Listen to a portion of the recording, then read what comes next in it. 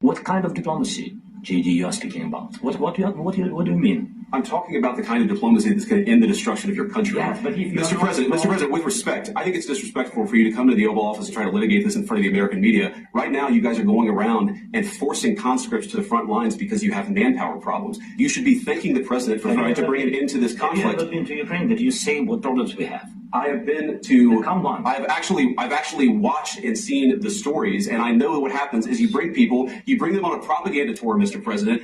Do you disagree that you've had problems bringing people into your military? And do you think that it's respectful to come to the Oval Office of the United States of America and attack the administration that is trying to prevent the destruction of your country? A lot of questions. Let's start from the beginning. Sure. First of all, during the war, everybody has problems. Even you, but you have nice ocean and don't feel now, but you will feel it in the future. God bless. You don't know that. God bless. God bless. You will not have war. Don't tell us what we're going to feel.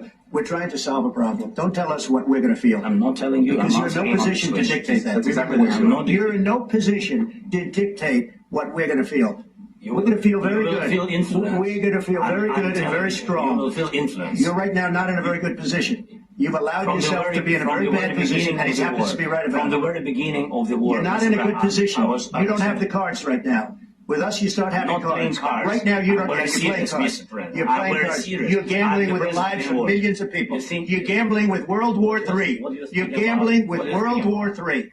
And what you're doing is very disrespectful to the country, this country. That's back to you. Far more than a lot of people said they should have. Have you said thank you once? This entire meeting? No, in this entire meeting, have you said thank you? You went to Pennsylvania and campaigned for the opposition in October. Offer some words of appreciation for the United States of America and the president who's trying to save your country. Please, you think that if you will speak very loudly about the war, He's not speaking loudly. He's not speaking loudly. Your country's in big trouble. Wait a minute. No, you've done a lot of talking. Your country is in big trouble. I know. You're not winning. You're not winning this.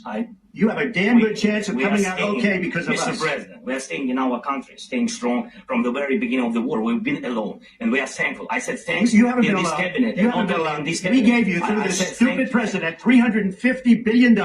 We gave you military equipment, and you men are brave, but they had to use our military. If you didn't have our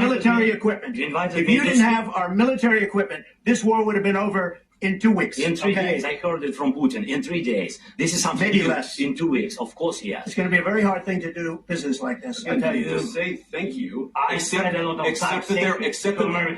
there are disagreements, and let's go litigate those disagreements rather than trying to fight it out in the American media when you're wrong. We know that you're wrong. But you see, I think it's good for the American people to see what's going on. I think it's very important. That's why I kept this going so long.